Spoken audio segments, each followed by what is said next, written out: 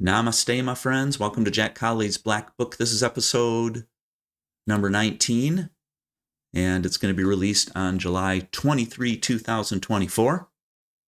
And we're going to continue talking about Cain and just some continued observations.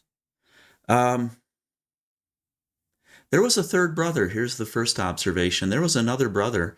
Adam and Eve had more children than Cain and Abel. They probably had many children.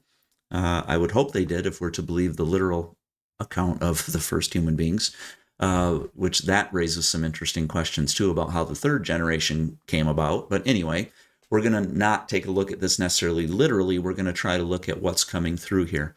So what does it mean that there was a third brother? So we have Cain and Abel, and as we work toward the flood using the Christian narrative, and the flood stories are in pretty much every religious narrative. So, I mean, that's really nothing special. The rainbow, I think, the promise of not doing it again was something unique to the Bible's narrative of the flood.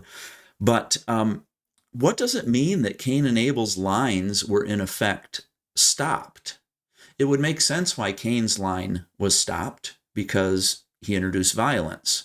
And yet there's a part of Cain that continues to exist. We call it the spirit of Cain. We call it, sometimes people will say, I'm going to raise Cain, which means I'm going to be evil for a while. So we have all of these ideas that are kind of linked to Cain that kind of live. But as far as his people, his descendants, they were wiped out in the flood. But so were Abel's.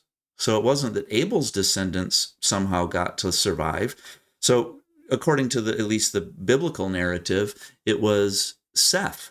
It was this third son that his descendants would last through the second destruction of humanity or whatever, which is the Great Flood. So I think that there's something there. How does violence cause us to end our descendants? How does the introduction of violence cause really this perpetual death? What is it about that? And what is it? Is there a connection with Abel, who, if I look at the story, there was really nothing that Abel did to defend himself. There's no indication that Abel was violent himself or tried to fight back. There was no indication of that anyway. So what does that mean? That somehow his lineage was somehow affected by being the victim of the first act of violence. And then we have Seth, who it's his descendants that continue, and that's a whole nother story and a whole other time for reflection is, why would God destroy all of humanity, that sort of thing. And lots of questions I do have about the Great Flood, if it's to be taken literally. I have a lot of questions. But so anyway, here's some observations. Observation number 1. When we have the dynamic of violence, where is the person perpetrating the violence? Where are they developmentally? So I'm going to put on my psychology professor hat here. Where are they developmentally? Well, we know that the first 4.5 years of life, we call that infant amnesia. We don't have the neurological structure to remember what happened to us before about 4.5 years, at least details. We have impressions. We have certainly been developed through our experiences, but right around age 4.5 to 5, we actually start having memories, detailed memories of our existence. One of the things that we learn through our own empathic response to other individuals is there comes a point where we realize developmentally that when we hit and when we bite, when we act out in certain ways, it's causing harm and it's causing pain to the other individual.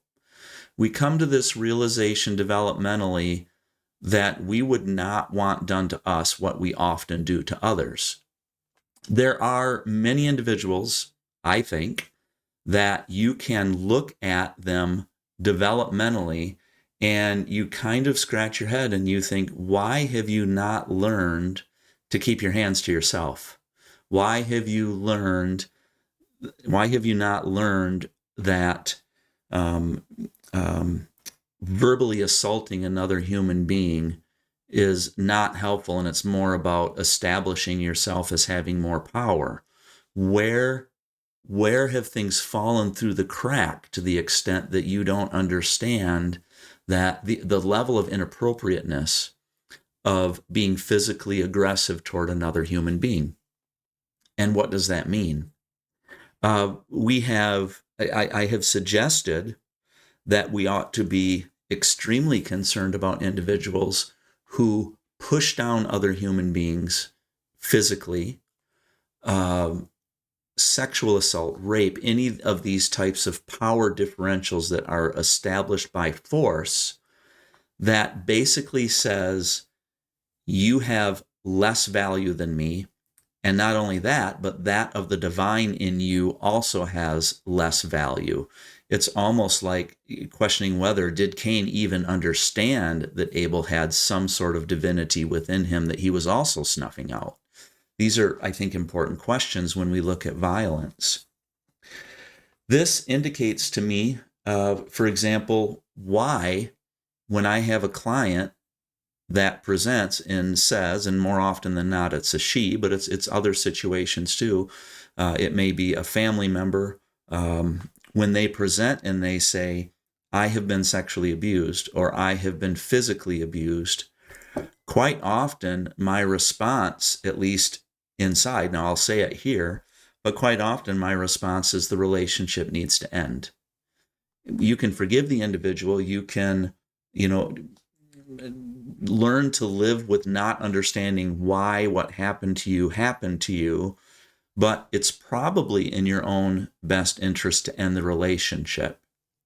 And often I will have clients when they are recalling the abuse that they've endured, and when they say, I want to work through it, the question I find myself asking is why?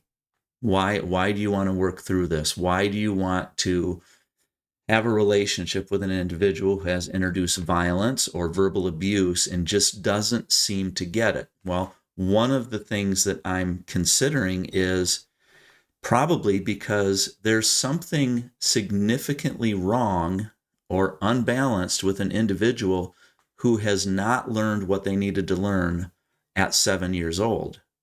So an adult who hits, an adult who bites, an adult who calls names, and an adult who can find no other recourse to tension than to label something, than to attach a name to it, than to attempt to snuff it out, is very problematic in my mind. And my suggestion to clients is don't waste your time. If an individual has not learned by age 7 some level of empathy, some level of understanding that when you create pain like that, it's unproductive, it's not going to lead anywhere. And hopefully we have adults that help us learn that even past the age of 7, because of course, 8-year-old, 9-year-old, they're going to revert, you're going to have those bumps. But at some point you have to come to this realization that the infliction of pain simply so that you can be in control is really what we may be talking about with respect to this blasphemy of the Holy Spirit. It may also be what we're talking about within the severity of this story of Cain and Abel, which is, how does one continue a relationship with Cain? How does Abel ever recover from that had he lived? So these are things that we need to keep really processing about violence and about how we live. So I'm going to end there. And I may have some additional thoughts next time we meet, but we also may move on to page 3. I think that we've pretty much digested and put page 2 out there. So, all right. Namaste, my friends.